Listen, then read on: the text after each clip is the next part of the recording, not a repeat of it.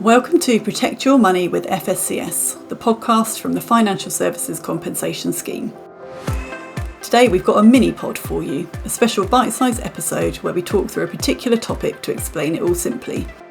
In this series we explain how we can help to protect your money so you can feel confident your money is safe. Let's get into the conversation now. Welcome to this short episode of the FSCS podcast. I'm your host, Nigel Yates, Communications and Stakeholder Business Partner at FSCS. I'm joined today by my colleague, Simon Wilson. Simon, could you please introduce yourself?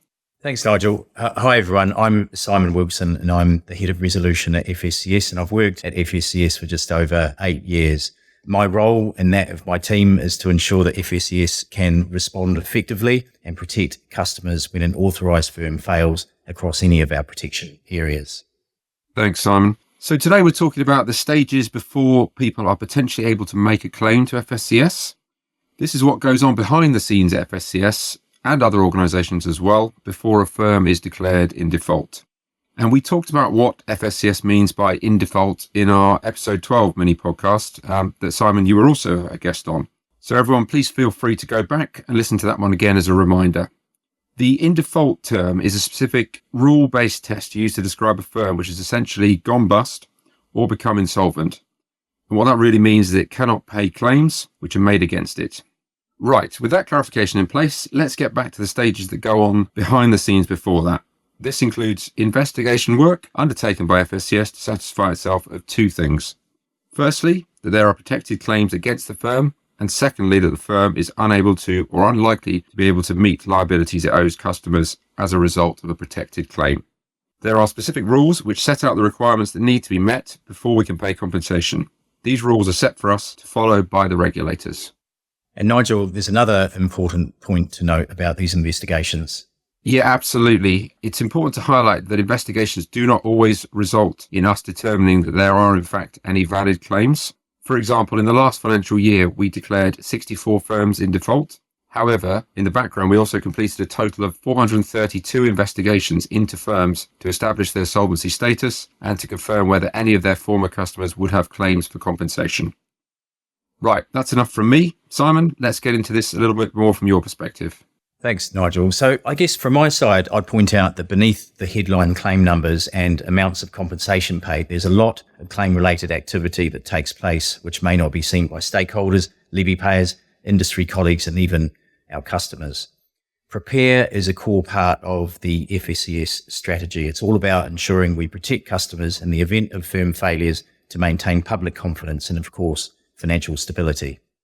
Take, for example, an insurance firm failure. It's vital that FSCS is prepared as possible through early engagement with regulators and insolvency practitioners so that when an insurance company does fail, FSCS can pay compensation as quickly as possible. And this allows customers who rely on our compensation payments to purchase new replacement policies from live trading firms, which not only increases consumer confidence, but also supports economic continuity by allowing customers to remain protected and also engage with the insurance market.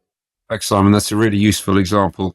Right, let's get into the key topics. There are three areas we're going to have a bit more of a look at today. Firstly, can you tell us more about what FSCS does to prepare before an authorised firm fails?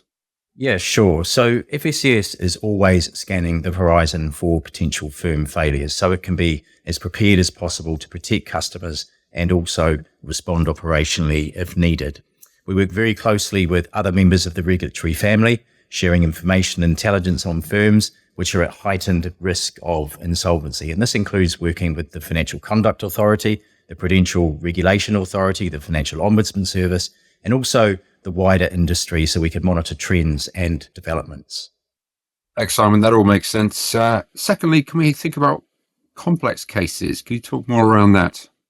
Absolutely. So some complex firm failures require quite detailed investigations in order to satisfy ourselves that we can declare a firm in default and consider claims for compensation. Examples would include firms which are engaged in activities with complex financial products that are new to the market, or where it's unclear whether any of the firm's activities sit within the scope of FSCS protection. I think the important thing to note here is that although these investigations can be challenging and time-consuming, sometimes they conclude that FSCS is unable to protect some customers under our rules, which are set for us by the regulators. Yeah, absolutely. And that goes back to the point we discussed earlier in terms of those investigations. And so thirdly, let's talk about after a firm goes out of business. Well, there are a number of steps that FSCS has to take before we can declare a firm in default. So firstly, FSCS must determine that a firm is unable or likely to be unable to pay claims made against it.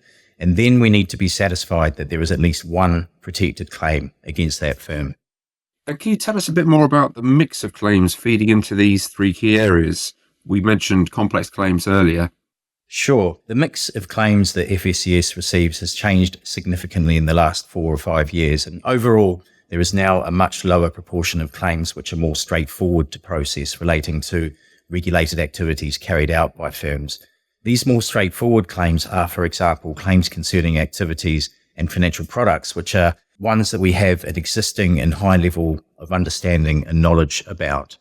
Increasingly, however, our claim volumes relate to investment advice for personal pension products or more complex investment portfolios, as well as pension transfer advice, which is a claim type which can be particularly complex for us. I'd add that over the last 4 years, we've seen an increase in the number of firms falling to FSCS requiring a solvency investigation where there is no insolvency practitioner in place. And in cases where there is no insolvency practitioner in place, it can be much more challenging to get the data from failed firms, which is required in order to investigate its activities and also assess claims made against it. And this can then lead to increased information gathering timescales, which can affect how quickly FSCS is able to investigate a firm and pay claims made against it. Thank you. And what other questions do we get asked about in this area? Well, we get asked about timescales for our investigations, even if we're unable to declare a firm in default because claims made against it are not protected. The investigation process can take upwards of 35 weeks and sometimes longer to complete for our most complex cases. And another question I've seen recently is around why don't complaints that have been accepted by the Financial Ombudsman Service get automatically processed by FSCS? Could you talk to that point? Yeah, that's a great question. So the tests that FSCS must apply for claims for compensation and the tests that the Financial Ombudsman Service applies to complaints are very different.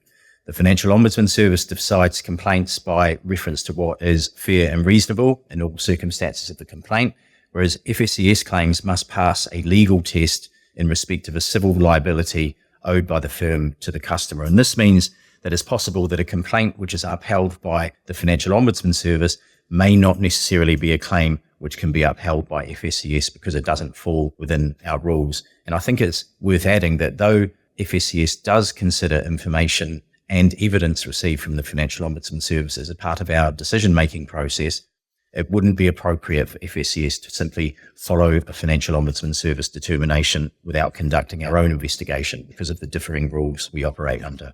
That's great. That's really clear. And thanks so much for all that useful information today, Simon. We also have more information and background on our website for our listeners to visit, which is www.fscs.org.uk. And we hope everyone listening enjoyed this mini podcast. You can find all of our podcasts on our website and in the usual places you find your podcasts. Please do follow us wherever you listen to your podcasts so you never miss a new episode. Thanks very much for listening.